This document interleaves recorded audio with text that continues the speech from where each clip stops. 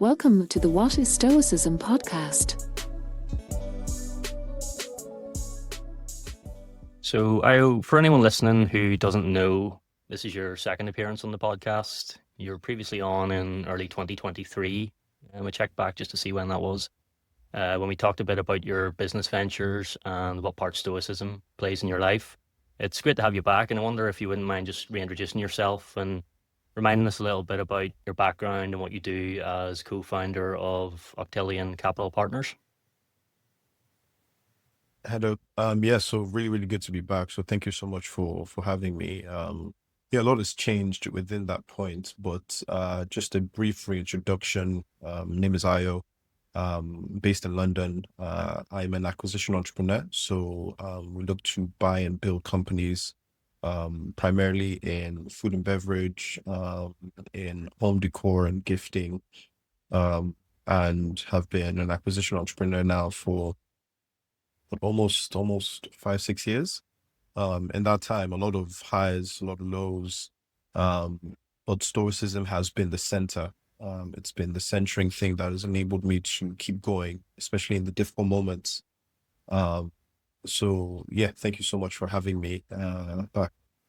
Well, great to have you. And just on the sort of theme of Stoicism and how that influences your business, on the Octillion website, I noticed you have a page dedicated to sharing the values that underpin everything within your business, and things like humility, service, compassion, respect, all things that are very compatible with Stoicism.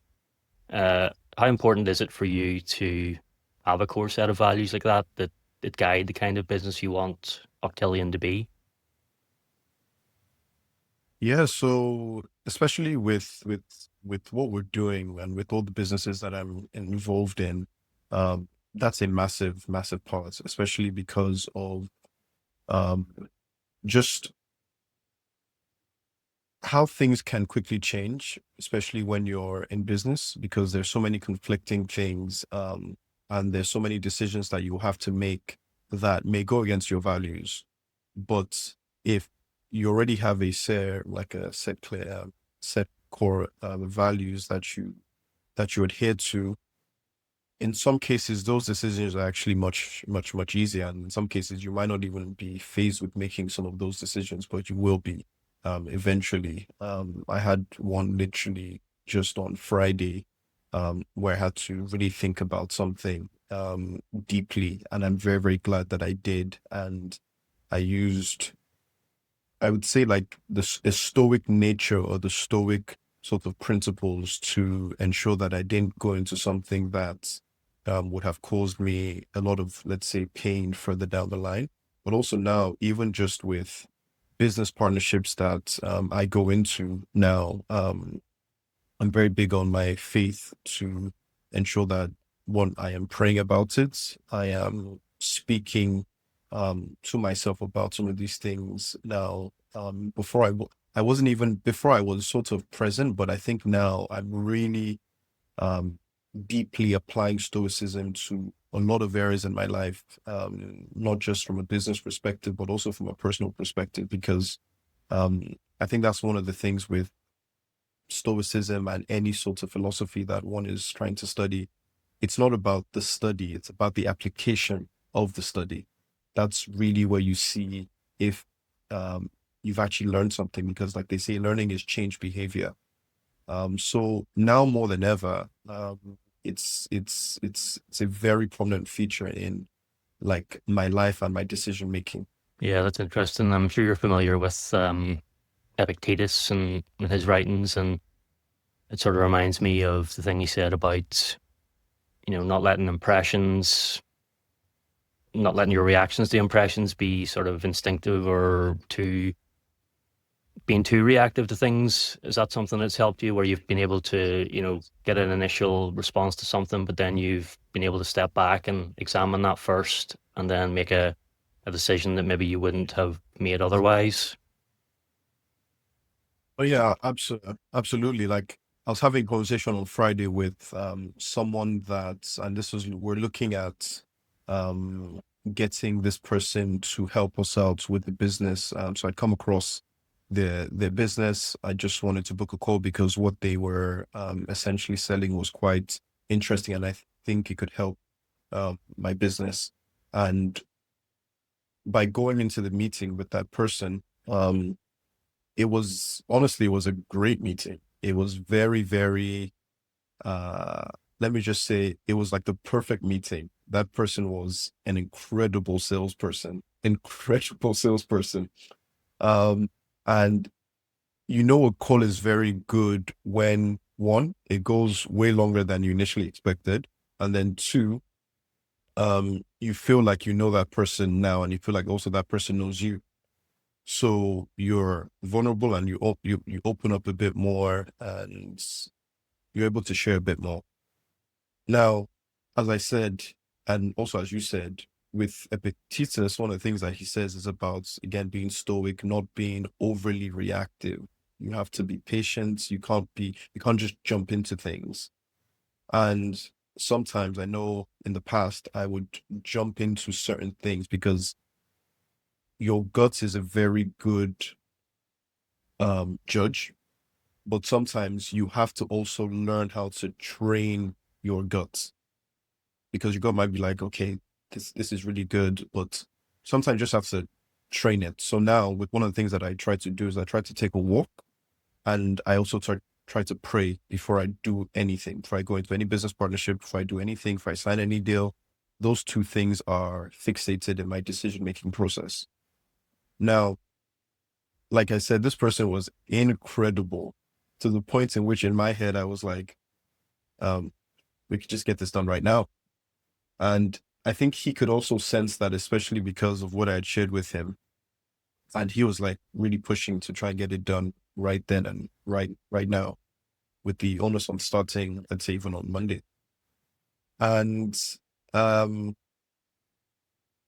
like I said, I had to do those two things. So I said, okay, I'll come back. And he was really, really pushing. But when I said I had to pray, he was like, oh, I'm a praying man, so I don't want to stand in God's way, which again is also very good. It's very empathetic, and it shows that you've actually listened to what I was saying. So after doing what I do, so going for a walk, and then praying about it, I then start to just do a little bit of research before I make any sort of final decision. So do some research on the person he checks out, do some research on the company. They, at least on the surface, it checks out, and then start to look at their reviews. And then I noticed that the reviews were incredible reviews. So again, in my head, it's all of this is just like tick, tick, tick. But I noticed that the reviews are coming in a roughly, and this can happen, but the reviews were just almost too good to be true. And then I start to look at let's say the bad review. Let me just actually look at the bad reviews, because I can see the good reviews. And I see the bad reviews, and one of them was almost like 7 hours ago. And as I said, the call was so good. And what I had experienced in the call that I had with this person, the person that left a terrible review, explained that to the T. So the exact experience that I had, the person described that, but the difference with that is that person now actually had the experience of working with them full time, and they lost a lot of money because essentially what they were sold was not what was delivered. And in some cases where maybe like a mistake was made, the company, you can make mistakes and then you can try and rectify the mistake if you're like honest and upfront about it, but the company would even try to like sue them, would even try to make it seem like they were the bad person. And as soon as I just started reading all of these reviews, I was like, I am so glad that I did not make that decision right then, right there, because I could have been one of these people writing reviews. So yeah, that literally happened on Friday. That's a really good application of just sort of stepping back and not going with too reactive instinct on that sort of thing. One of the things I've sort of been reading recently is sort of the art of listening. Basically, I came across this phrase that said, listen with an open mind, but not an empty head, which kind of summarizes basically what you've said there. You're willing to listen to all different types of people and all different viewpoints and hear what they say, but you don't passively accept everything. It doesn't mean that you just agree with everything. You examine what's been said and form your own judgments, and it sounds like that's what happened there. Would you agree with that? Absolutely. Um, Absolutely, because like I said, it was a very good opportunity. What they were offering was actually something that we're looking to build internally. But again, working with someone like them, they can more or less speed up that process. So as you said, like actively, and that's one of the good things that he did on the call, which is something that I don't think people do a lot of these days, is they really listen to understand. A lot of people now are listening to just respond. So it's just like, finish what you're saying, let me talk. And for me, I've always been more of I want to really listen to understand. So, and sometimes if somebody asks me a question, I might maybe take 30 seconds to really think about what they've said and then formulate an answer because I was really listening to what they were saying. Whereas a lot of people would just, as soon as you finish saying something, or before you even finish saying something, they already have something to say. And that's one thing, that's another reason why I was like, oh, this was a really good call because this person, it didn't interrupt, was very patient, listened, asked good, thought-provoking questions that were directly related to what I had said and what I had expressed. So again, with all of these cues, you're like, okay, at least this person seems to be a good person. But then again, you then do some research, you then find out that, okay, maybe that was not actually the case. Yeah, I've heard that type of conversation where people aren't really listening to each other described as two intersecting monologues, where each person's just trying to share their own view without listening to the other one. So that's probably an issue these days when attention spans are getting less and people are on social media just trying to make points without really taking on board what other people are saying. But has Stoicism or philosophy or any other sort of values guided how you've dealt with other people, interpersonal relationships or, within business too? Does that make you more compassionate or empathetic towards people, or is that just kind of your natural demeanor anyway? Yeah, I think empathy is a very big thing, not just in business, but also in life in general. But uh, you have to also be disciplined with your empathy. You can't be empathetic to every single person and every single situation because there's some times in which that can actually get you into trouble. There's some people where you should definitely give empathy to, especially if you see certain characteristics in the person. But if you're maybe sharing or giving your empathy or your emotional sort of quota, because with everyone, you have sort of like your emotional fuel tank. There's so much that you can do. If you're seeing somebody is just in a place of they're not trying to help themselves in any single way, shape, or form. You can't really you can be empathetic to their situation, but you can't then try to save them. But if you see someone is trying to do something with themselves, do something with their life, they're really, really doing what they can do in their own realm, and then they need a bit of assistance and help. 100%, with that type of person, you can be very, very empathetic towards. Um, so it's definitely a big thing. I think Stoicism, it just helps you with discernment of who to sort of give that to, and who not to give that to, so that you don't end up spreading yourself too thin. And then for the people that you really should be giving that sort of attention, focus, empathy to, you have more than enough fuel that giving it to people that, to be very honest with you, don't even give it to themselves. So yeah, Stoicism has always been, I think that's one of the major things, just having that ability to discern is a great tool that Stoicism has definitely helped with. Yeah, there's a great line from Marcus Aurelius where he says, be your own savior. And, that applies to yourself, but also you can see that other people are trying to help themselves in some way, or at least willing to help themselves. Then that makes you more inclined probably to help them and spend more time with them.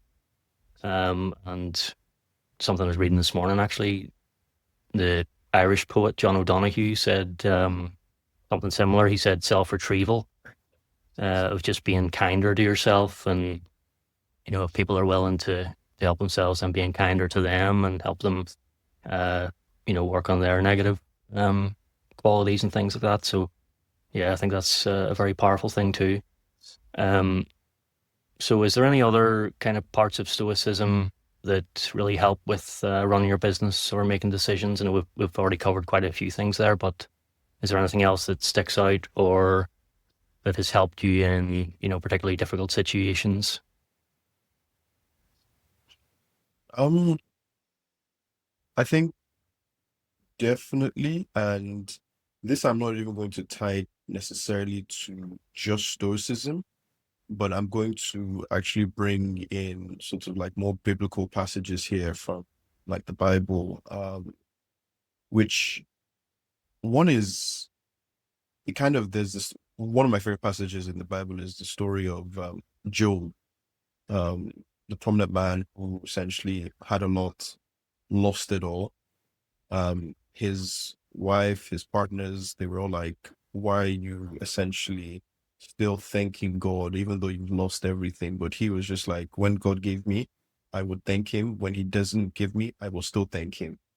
And he was just going through a tough time. But with that, his resolve and his faith and his love for the Lord was always a fixture in his life.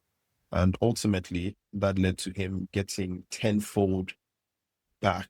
So everything that he lost, gained back tenfold. And I sort of then look at that, and then I also look at people like Marcus Aurelius, obviously running an empire with so many different competing forces. Some days are great, some days are terrible, but still just having that equilibrium. And that for me, of those sorts of like traits of like persistence, discipline, being calm in some of those situations, but still being intense in what you're doing, has definitely helped me to keep going in, especially like in times of adversity, which we all have very good seasons and you all have very bad seasons in life and in business. But I think those two people, Job from the Bible and then Marcus Aurelius, they have definitely helped me, especially in the down times, because you need to have some certain bases, certain things that regardless of whatever is going on in your life, you just do. And that you just have these sorts of like these frameworks, these like life frameworks for yourself. Stoicism in itself is just a life philosophy, it's a life operating system, at least for me anyway. But yeah, that has been really helpful. Yeah, there are a lot of commonalities between different philosophies and religious practices too. And as you say there, Marcus Aurelius, when he was Roman emperor, he dealt with plagues and illnesses and wars and different things. And what you're sort of touching on there is like the acceptance of things that happen that you can't change. It's less a kind of passive attitude and more of an attitude of accepting something that's happened that you can't do anything about, but then that gives you a greater foundation then to move on to, what you can affect and what you can control. So, yeah, both really good lessons there. We'll come back to the business side in a second, but just to sort of circle back again, can you remember how you got started with Stoicism and, what kind of guidance you've taken from it over the years since you first discovered it? Yeah, so I think in the first podcast that I shared with you, my journey from Stoicism came through my first initial heartbreak from when a girl that I was dating at the time broke up with me, and I was just feeling quite sad. But as I said, I don't like to feel sorry for myself, so I was seeking a way to more or less just get over that. and then I came across the film Gladiators. And then from watching Gladiators, you then obviously see Marcus Aurelius, and from there I just started reading. I was like, oh, Marcus Aurelius. Then you go into all this Stoicism, and you find Zeno of Citium and all of these other people from those times. And I just started reading a little bit more about the philosophy.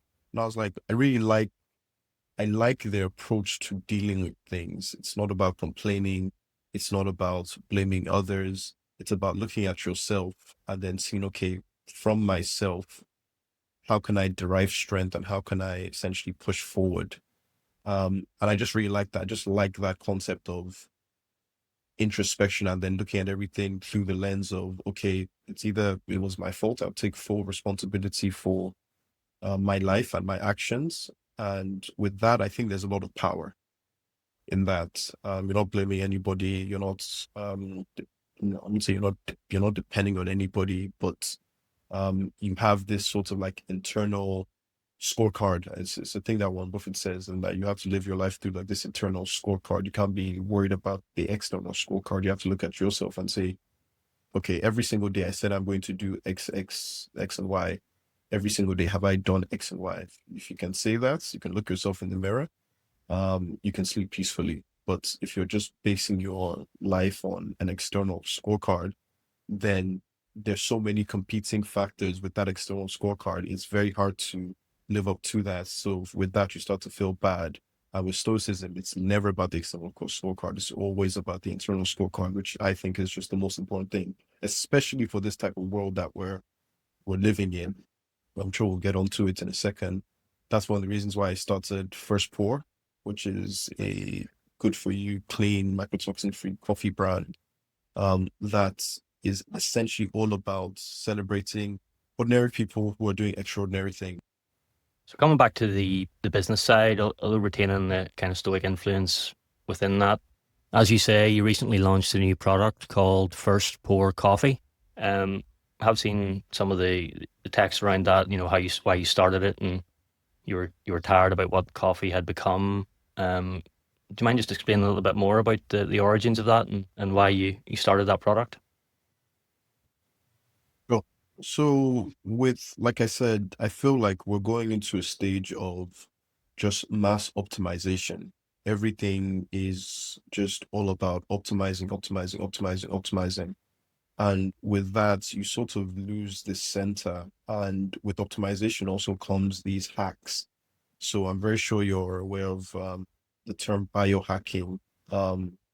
Like, again, I just don't believe that you can biohack your way to greatness. It's the thing is, you need people like that. You need other people like that to try and push, let's say, the reins of what science can do, especially for the body. We're living longer, so if you want to experiment, then I get that. But a lot of people are replacing discipline for biohacks. That's where I don't agree with. That's where the problem is for me, in that there's certain things that will always stand the test of time. And some of those things are discipline, some of those things are persistence, some of those things are being dogged. That's never going to go away. AI is never going to replace that. You cannot optimize your way for that. And with that, putting that into the coffee business, what I'm just saying is everyone is trying to add something, as I say, optimize their coffee. So you are having people putting in all different sorts of like mushroom coffee, all these different things, lion's mane, ashwagandha, reishi, all of these things, which again, for me, is just a hack. Everything that you're trying to achieve with that, you can achieve that through normal, medicinal, plant-based herbs, and you can keep your coffee the exact way that it is. So with First Pour is basically a return to center. It's about rejecting this mass optimization, biohacking, discipline running culture of people just trying to get things more or less like right now. And I'm trying to bring people back to a point in which they can just have a wonderful, high quality, good for you cup of coffee to fuel them for the rest of their day. And you show up with your coffee, which is why we're really good, like we're really big on like the pour over method, like slow brewing methods that let you extract the best from an already wonderful coffee. You enjoy it, you sip it, and then you can go and start your day. And you don't need to add 500 supplements into the coffee for you to enjoy it, or for you to feel the effect. It's not, the coffee is, you can say, the fuel, but your mind is essentially what is going to get you to feeling how you potentially want to feel. Like your mind is the main optimizer. So with the brand, that is essentially what the ethos is about. It's about rejecting this biohacking culture and then trying to get people to just focus on being disciplined. And we are the fuel behind that. So we're not trying to reinvent the wheel with something extraordinary. It's just a wonderful cup of coffee that is done well. It's mycotoxin free, no pesticides, and they're all single origin, coming from micro lots. And we're just trying to find, like I said, it's not for everybody. It's for people who are disciplined, people who are persistent, people who show up. That's who we want drinking our coffee. That's who we want to feel. It's interesting what you say about things that stand the test of time too, and obviously you're talking about discipline there, and as we know, like self-discipline and moderation are virtues as Stoicism sees them. You say that they don't expire, they will always be valuable to humans as they have been since, the Stoics, and they'll always be placed for courage and wisdom and justice and, as you say, discipline too. Is there anything else that's different about this particular coffee? Is there anything you've paid particular attention to in terms of the production of it? I know you said it's free of toxins and things. How is that kind of verified on your side, or is there extra work that goes in to make sure that that's the case?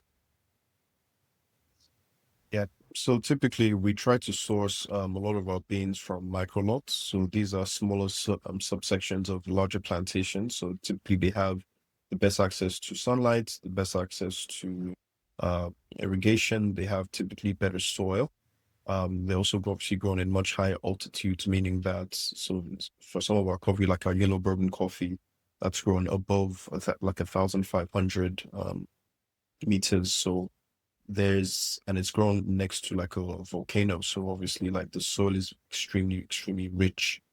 So we try to have coffees that are more or less family, small sort of batch produced as opposed to being mass produced. And with that, you have a really, really involved, almost bit manual process to try and get the best beans, so that obviously when you then brew it, you have the best taste.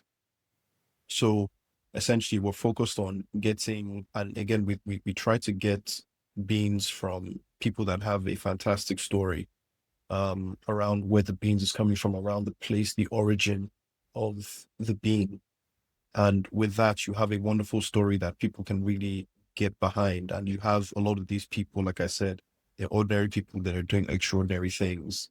It could be a very small farm and then turning it into something that is now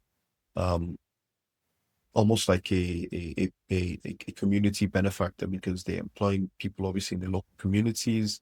And we want to be a part of that. We want to showcase stories like that. It's not about just working with massive influence. It's about working with every single day, everyday people that are just doing extraordinary things well.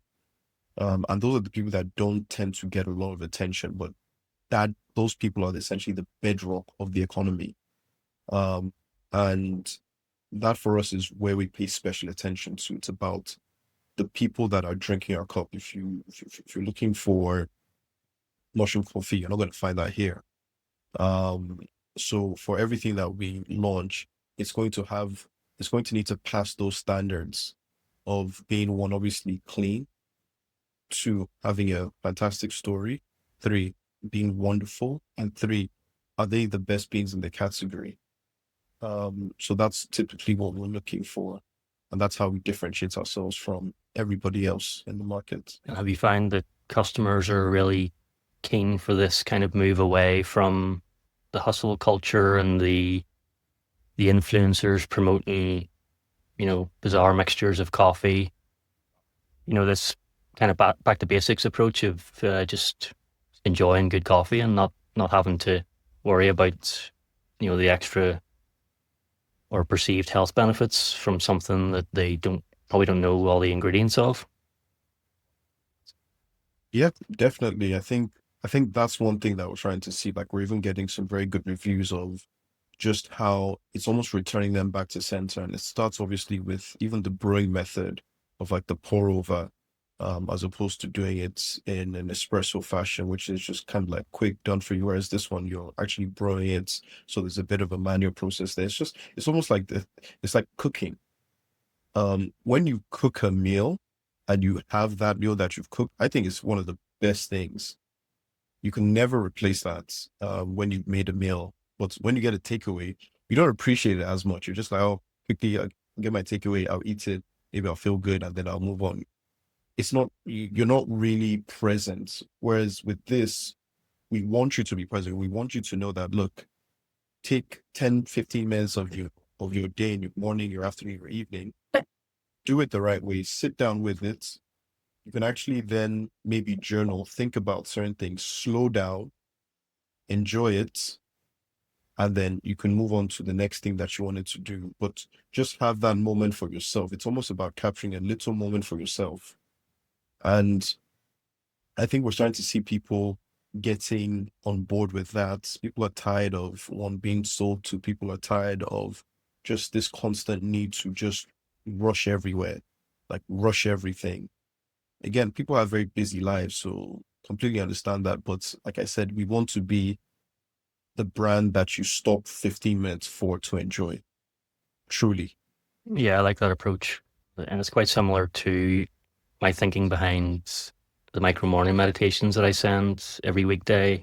I just make that 10 minutes that you can fit in, surely anyone could fit that in. It's one message for each day. We're not trying to do everything all at once or become a stoic in 2 to 3 days. It's a process that goes on over time, and it's more about the consistency and the discipline and making it manageable, really, and not worrying about making it too complicated too. So your product of First Pour, you've got the Seneca Edition. Is there anything particularly about Seneca's work or philosophy in particular that kind of suited this coffee or wisdom of his that has helped the process of making the product a reality? Yeah. So with Seneca, obviously he was extremely dogged, but also he was extremely inquisitive. And with that, there came like a richness to what he had to say. Anytime I read Seneca, there's a richness of his word that I'm always very impressed by, and I always learn something new, uh, essentially. And with the yellow bourbon, it's not something that is typical. It's not something that people maybe know much about. It's not a bean that is very, very popular, but it's a wonderful bean that when you taste it, it leaves you with something like, oh, this is a very nice taste. This is a very interesting taste that I would like to keep on tasting. And with that, I just thought, okay, this could actually be a very interesting product to name after Seneca because, as I said, it's robust, it's unique, and it leaves a very lasting impression with you. So the people that have actually even had this, they've been like, oh my God, the taste is absolutely incredible. I've never had something like this before, which goes back to the point that I just made about Seneca. When you read his work, you're just like, okay, this is very interesting. I've never really maybe thought about things in this light before. So that was basically like the cross pollution essentially, of why we named it the Seneca Edition. And with Seneca's work, which kind of relates to this probably too, is that when you really take time to read his work or the letters or his essays or, his books, and if you read them and reread them, it's likely that you are going to take something slightly different from it each time. Um, if you're taking that moment to really be present, then that's probably something that could apply to drinking coffee too. So is your focus now on expanding more into the coffee market, or do you have other products you want to try to produce? Yeah, so definitely expanding more into the coffee market with different products. So right now we have um, our main sort of hero screw is the Seneca Edition, the yellow bourbon coffee. So we have that in like a 227 gram and then a 400 gram. So that's essentially ground coffee, but we want to introduce whole beans. But at the same time, we also have about 4 other products in development in the pipeline now that we're going to hopefully be launching very soon. A range of different interesting coffees that all have a story behind them, that all sorts of like follow those same principles in which I shared. So clean, good for you, unique, and simple but like significant and done well. So yeah, we're looking to expand more into coffee markets for sure. For anyone listening who, is interested by the sound of that, where can they find First Pour? Where can they pick it up? Yeah, so you can go to the First Pour website, which is just drinkfirstpour.com. You can also get it on Amazon. So we're selling on Amazon. So if you have an Amazon account, you just type in First Pour yellow bourbon. That should come up. It should be with you. And you get it on the website. So you get it on Amazon in less than 3 days. And you can also follow us on our social media, which is Instagram. So that's just at Drink First Pour. And there we actually share some very unique insights, not just about coffee, but also around the type of people that would drink coffee. So we call them the First Pour idols. People like David Ogilvy, people like Michael Jordan, people like Bob Marley, people like my mother, all of these people essentially, and you see a common theme between all of them. Also people like Marcus Aurelius, all of these people, but the commonality is that they're all very disciplined, they're all very present, they're all very centered, and they're all very intensely passionate about what they do. And that in itself translates to every single sort of product that First Pour will be launching. I'm sure anyone listening to this now is probably starting to get thirsty for a cup of coffee. So we'll start to wrap this up. I'm just conscious of time too. But finally, is there, a favorite piece of Stoic wisdom or practical technique you'd recommend for anyone listening? Not just for business necessarily, but, if you have ambitions and goals they want to achieve while trying to do it in the right way as a good person. Yeah, I think one is journaling. And then another big thing that I think is also about, and maybe this is going to the men specifically. I'm sure maybe you have a larger audience of men than maybe women. I don't know. But everybody can be a Stoic. But this is to the men in general. There's a bit of an epidemic going on. And I'm sure, I don't know if you've seen that show, Adolescence, where a lot of these people are looking at figures like Andrew Tate and all of these. In fact, he's a heel. In wrestling, they have this thing called a heel, and heels are basically like the bad characters. And you have a situation where you have an epidemic of young boys or even men that are not translating, or then are not transforming to being the leaders of the next generation, like real leaders, not just leaders on title, leaders because they have capital, because they're successful, but leaders that embody the real traits of people like a Marcus Aurelius, people like a Seneca, real values that can really hold the test of time, and they can apply to a range of different situations, because you have a lot of people that might be good leaders, but they may not be good fathers, they may not be good brothers, they may not be good citizens. And with that, it actually led me to write a book just about that, around why essentially we're losing sort of like the men and sort of like what it means to be a man. It's almost like lost purpose.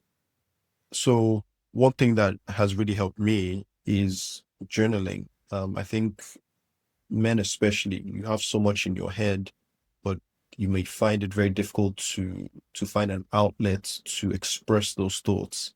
So if you don't want to express it to someone, at least get a piece of pen and paper and write it down. Write whatever it is that you're looking to do or going through, or just pick up a pen and paper, write if you're not going to speak to someone. And that process is very therapeutic because it takes all of the pain from here to the paper, which you can visualize and you can see, and you can always come back to say, okay, this is what I wrote in this month. This is where I am today. And it's almost like a small accountability tool that you can use, because a lot of people, like we trust our memories far too much. You need to start writing things down. So journaling, to be very simple, is a big thing. I think Marcus Aurelius was most of the Stoics, to be fair, were very, very big on that, even just with the letters that they wrote to each other. So yeah, that's what I would suggest. Yeah, I'm a big believer in that too. And again, I try to facilitate that in micro morning meditations, just a quick journaling exercise each day, just to reflect on things that you've read and things that are going on in your life too, and what you say about leaders there too. I think it may have been Musonius Rufus who said that kings can't be good leaders unless they're also good people. So that's the basis for being a good person, being a good leader. So yeah, I think that's probably enough to wrap up there. Really appreciate your time, Ayo, and it's great to talk to you again. And I wish you all the best with First Pour Coffee. So much, Alan. Really appreciate it. Thank you for having me.